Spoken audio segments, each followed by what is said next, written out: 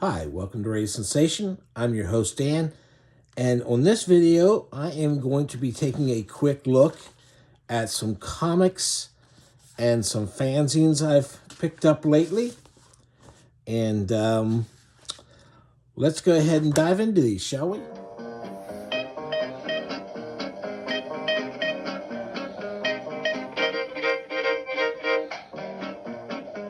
Okay, first up is this new publication, The Art of Ryan Heshka collection. It's from Bonsai Press, a French publisher. And this is volume 2. The first one was Charles Burns. I didn't know about this. I follow a lot of stuff on Instagram, but I don't check it as often as I should. And for whatever reason, some things I just bypass, and that's really the only social media I'm doing right now. So I didn't see about the first one because I would have bought a Charles Burns one like this. And I haven't checked since I got this one. They might have a volume 3 out. And considering the first two guys are some artists I really like, I should go back to their website and make sure I'm not missing something. So this is a little magazine printed on really great paper. And it came with this little book here, user manual, which is a little. It has something in French in the beginning, but then there's English in the back. There's a biography here. There's an index of tells you about the title of the paintings and stuff that are in this book and when they were done. And then there's a little interview. A very cool little interview. Then there's this little thing. It's called Jukebox. It has his top 3 songs. A song by the Cramps, Cab Calloway, and Fats Waller. Very cool. Those are all things I can get behind. The top 3 movies are the original King Kong, which is also one of my favorites of all time. Bride of Frankenstein, I love. Heart of the World by Guy Madden. I'm familiar with some of Madden's work, and I like it, but I don't think I've seen that particular one. The books are War of the Worlds by H.G. Wells, Kevlar and Clay, and The Creative Act, A Way of Being by Rick Rubin, which is a pretty new one. I think that's only from last year. So that's the books are a little odder to my way of thinking. And then there's a notable works. This isn't a complete bibliography, I don't believe. But, there you go. And there it is. I want you to subscribe. I'll put a link in the description down below. So that's the little booklet that came with this. Let's take a quick look in here at the pages. It's short, but the printing is wonderful. Really captures the colors. And it's more of Ryan's just fantastically odd, semi-retro goodness. I mean, this is fantastic stuff. I mean, these are some seriously creepy pictures. They're funny and creepy, super creepy at the same time. That's beautiful there. Lovely couples.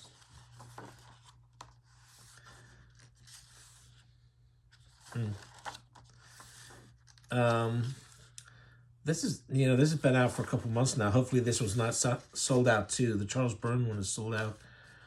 I'm still hoping I'll come across one somewhere. And this is also in here. I'm not going to zoom out the camera, so it won't fit the whole thing in. Let me stand up and see what's going on here, so you can see me. There you go. Fantastic print there. I should have picked up 2 copies so I could actually hang one of them up. There you go. And we're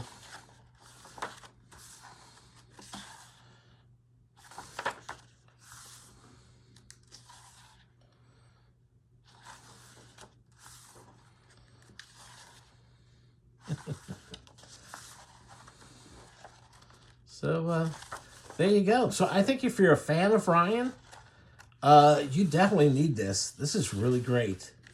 I love it. So there's that one. Bonsai Press. Like I said, I'll put the link. Okay, next on my list is one of two of the current all the rage kind of crazy looks at very traditional superheroes. This is Defective Comics presents Savage Street Vigilante by Jim Mahfood. And this is an issue with an alternative cover by Jim Rugg. And again, this is kind of like, there have been a fair number of these over the years, especially lately. I think that Cartoonist Kayfabe Channel, those guys like these kind of things. They like the artists who are making them. And so there was kind of a short burst of these crazy takes on the superheroes. I mean, I don't think this is any different really than Brat Pack, which, what is that, 30 years ago or so now, or Martial Law, which was kind of like superheroes mixed with the worst excesses of Judge Dredd type of thing.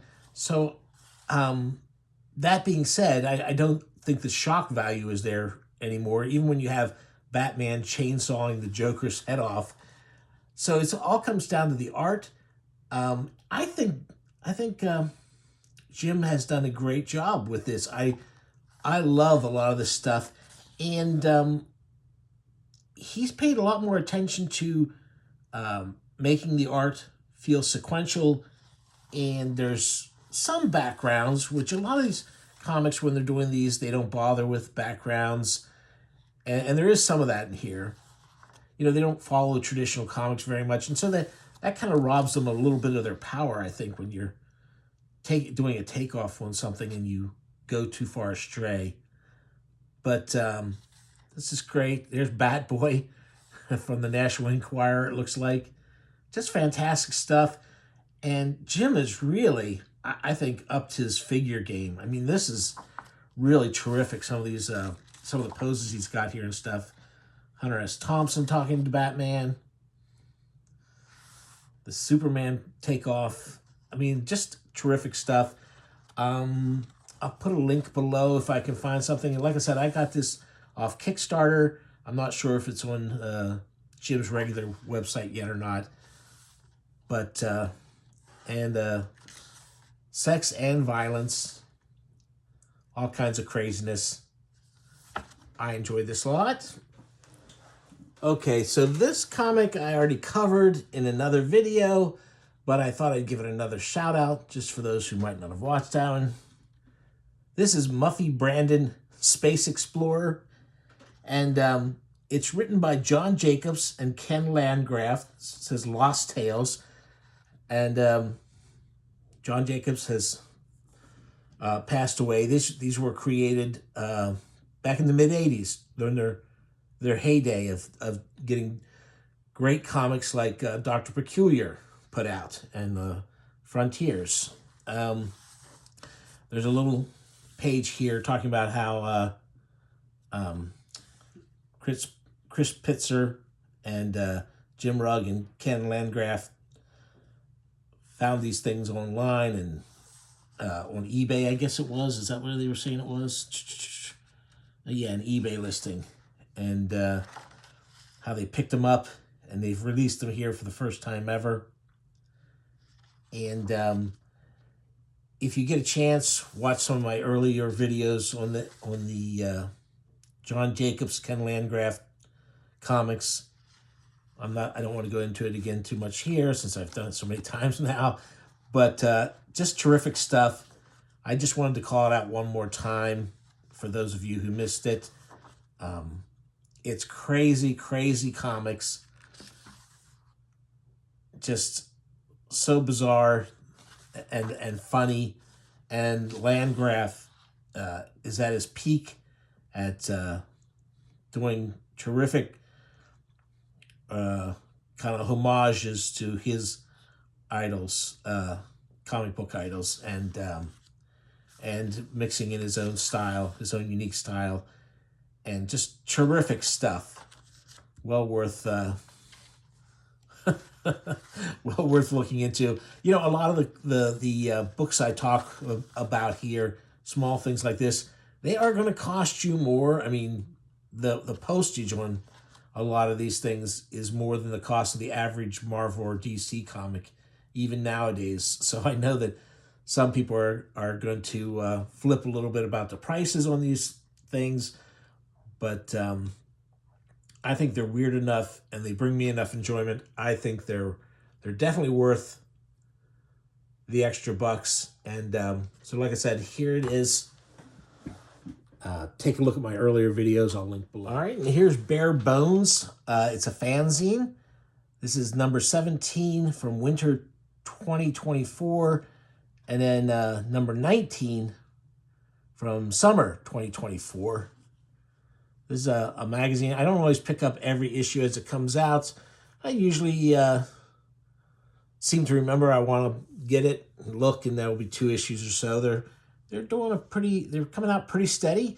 They have a website you can check out and see if their writing is to your liking and the things they're covering. And they post there pretty often on the website. I'll put a link down below. This is a great magazine for me. You'll recognize some of the names here.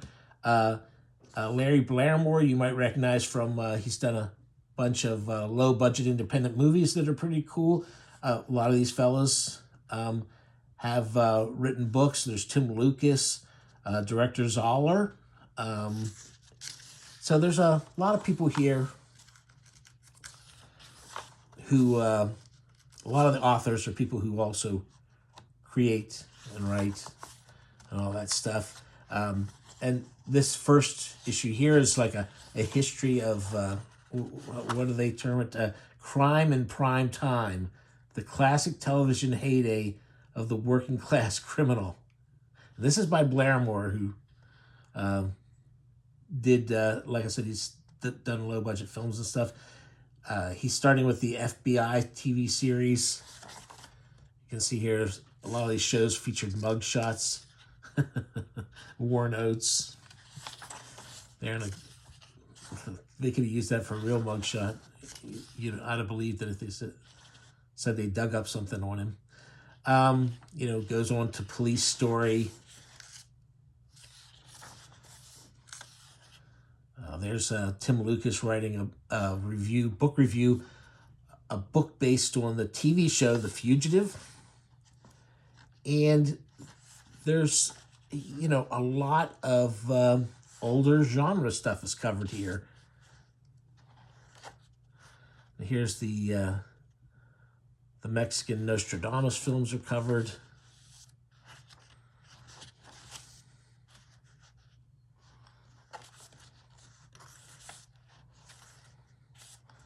A fanzine writing about fanzines, that's always good.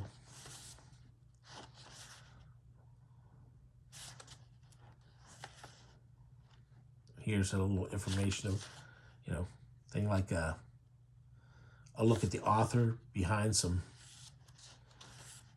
cool paperbacks. The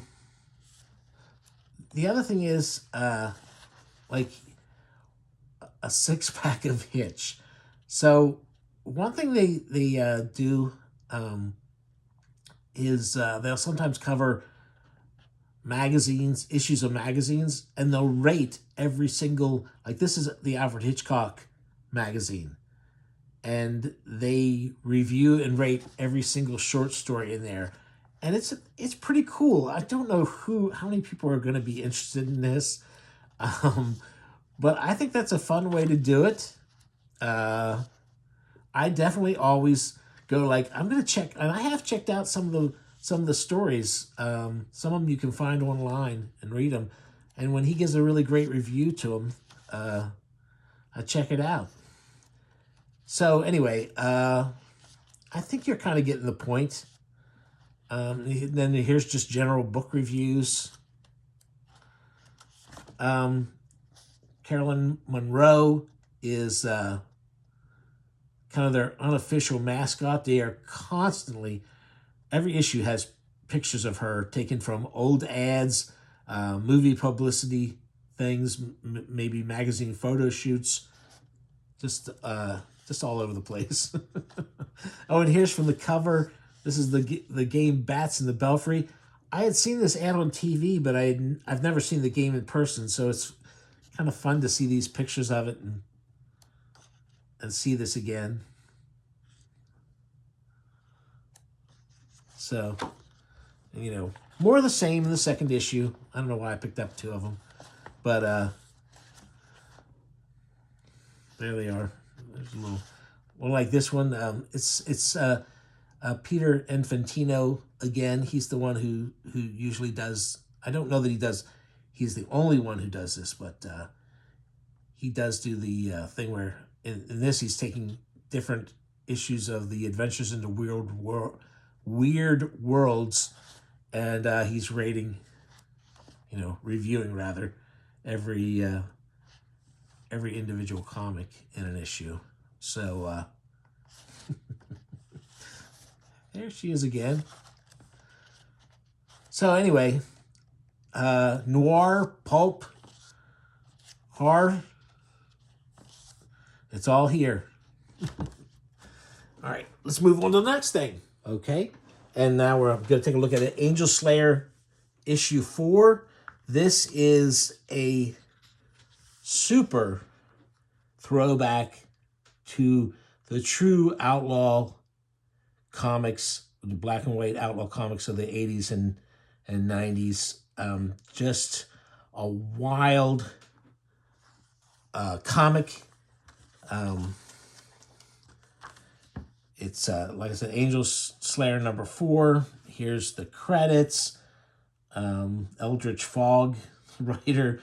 I don't know if these are the same names. I know that at least some of the people involved are also involved in the metal scene, heavy metal scene. And this issue is dedicated to outlaw comics legend Ken Landgraf.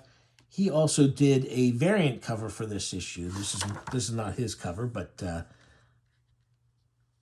this is just a really, it's a love letter to heavy metal imagery and, the art. And it's fantastic because it's just so wild. Like I said, this is the 4th issue. This one's, I think the first issue was like 16 pages and this is 20. So look at that. I'm surprised that the artist is keeping up with this level of putting ink to paper, because this is a lot of ink going down. And but just terrific stuff. Some of these drawings remind me of manga a lot. The crazy storyline, the demons and stuff. And it even throws in some of these characters here at the end look like ninjas. I mean, look at this. Fantastic.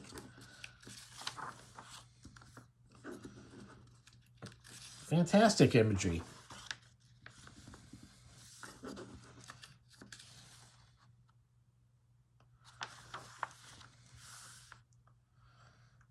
Just great.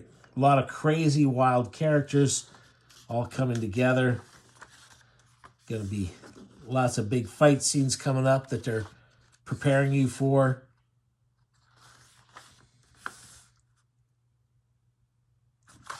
So anyway, this is issue 4. I talked about issue 1 when it first came out. I might have mentioned the other ones as are coming. But he's done a reprint now when he did this Kickstarter, so that, I don't know, hopefully he's still got all 4 issues available. I'll try and find a link to where he might be selling them, where they might be selling them. And so anyway, I would suggest checking this out. I loved it. Great stuff. Okay, now I'd like to do a shout out to issue 6 of The Death of Power by Kurt Burdick. The Death of Power, in case some of you aren't aware, was inspired by the cartoonist Kayfabe channel. They did a video on the best-selling comic of all time, The Death of Superman. And they had the opinion that, considering it was such a big, overhyped event comic, that the comic itself is a big letdown as far as comic art goes, as far as the actual power displayed between the characters, the drama. And they kind of threw the challenge out there to their readers saying, like, I bet some of you could do better than this. And several people rose to the challenge.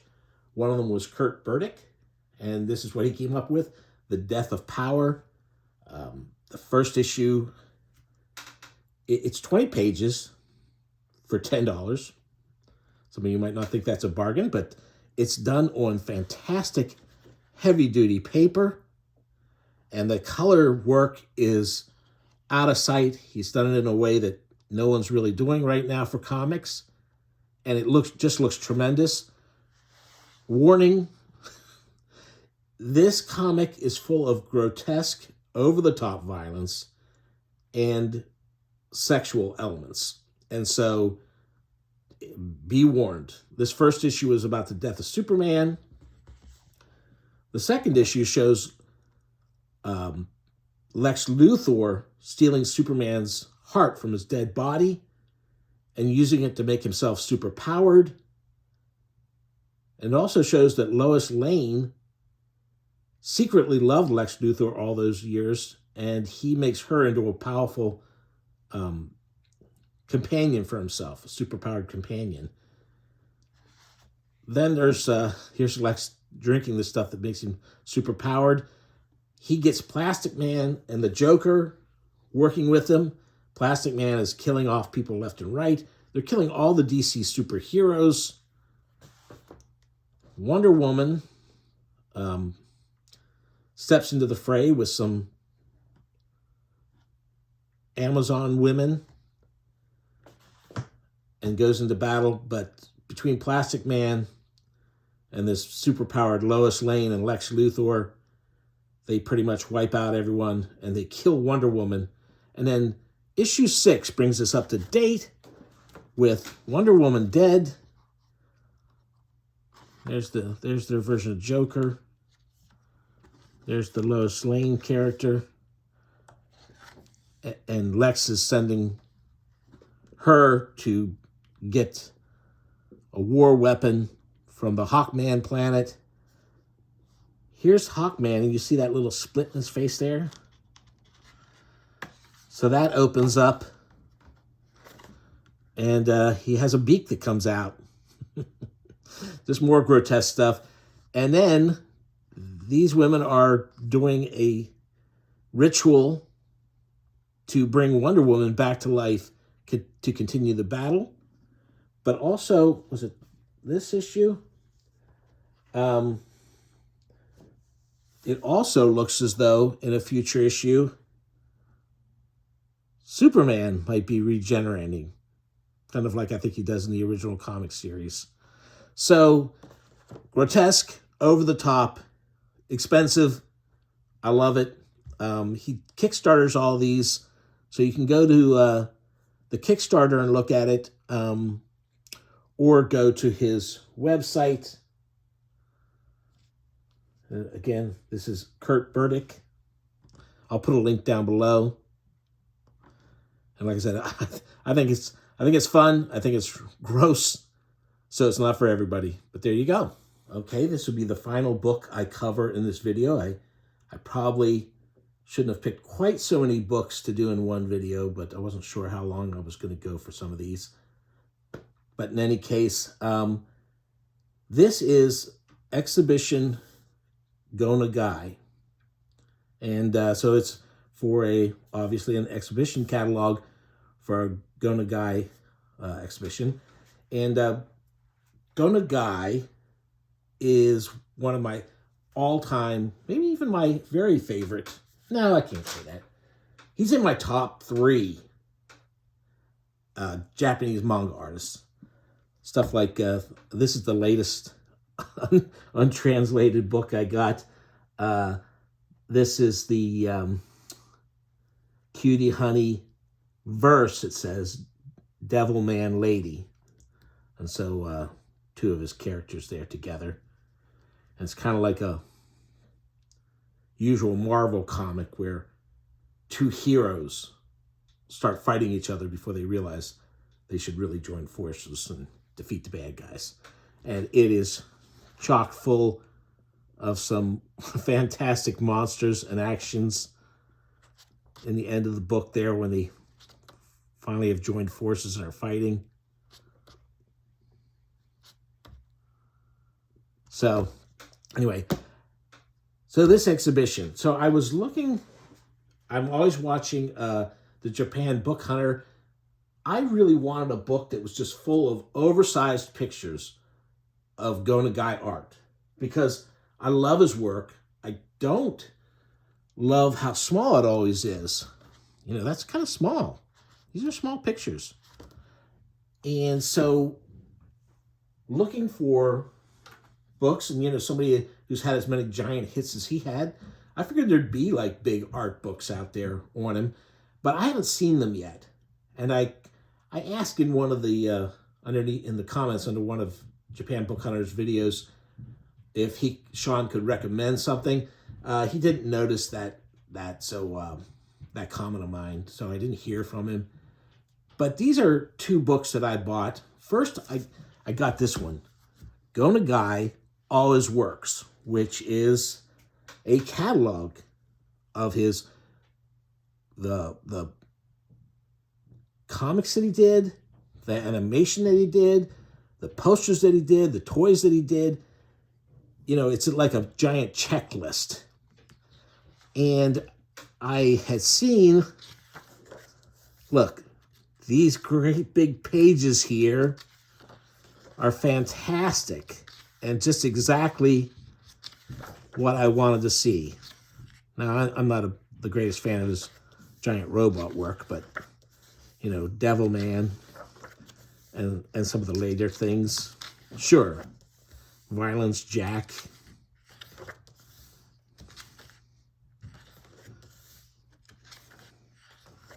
So this is exactly what I was looking for.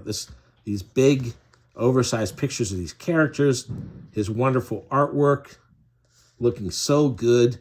I love the pinup style he came up with for his pretty ladies there. And, you know, even his cartoon stuff is fun. It's great to look at. I wish more of his stuff would be translated because it's a lot more fun for me to read already translated stuff than, you know, using my phone to translate stuff for me bit by bit. That kind of robs the storytelling momentum from it. So, yes, I really like these pictures, but then it immediately goes into a bunch of toy pictures, which are not quite as interesting to me. Behind the scenes stuff, there's some of the television work, video, people wearing his the t-shirt designs from his work. So when I got this, quite frankly, I didn't really need this checklist of every different version of things that had come out. These are nice pages. So this was not what I had been hoping for. So a little disappointed there. But then this, woohoo! For the show, I'm going to pop it up like this because there's a lot to go through. Some of his earliest sketches. Look at that. Great stuff. And then as it goes along,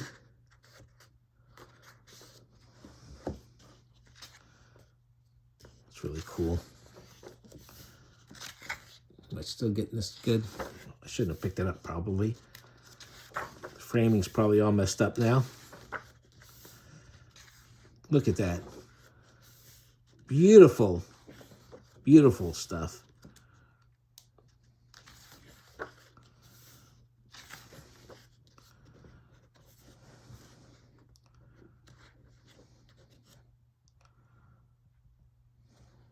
Great picture from Violence Jack, Cutie Honey.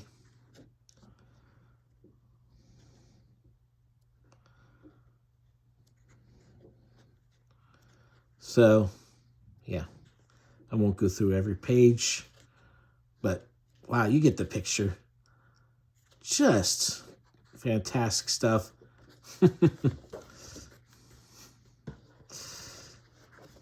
His take on classic illustrations.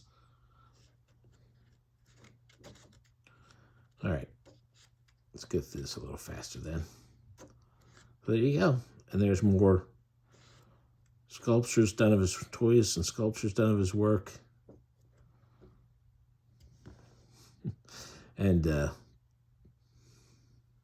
different tchotchkes they've sold over the years, some of which are pretty cool looking. So anyway, so I really appreciated that, and I thought that maybe there's some other Go Nagai fans out there who might have dug looking at that. That's definitely the book I was looking for all along. Although, here's the thing. If somebody like Toshin wanted to come along and do one of their giant books, let me see. This is, if they wanted to do a book like this on Go Nagai, this size, I'd be all the this is not the largest of the Toshin books, the XX large. This is an extra large, but it's not the XX large. But boy, would I love to see him this size and totally about his artwork. Just about the artwork, not the toys, not all that other stuff. I'd be there for it. So, there you go. I think that's long enough for this video. Tune in again soon. Bye-bye.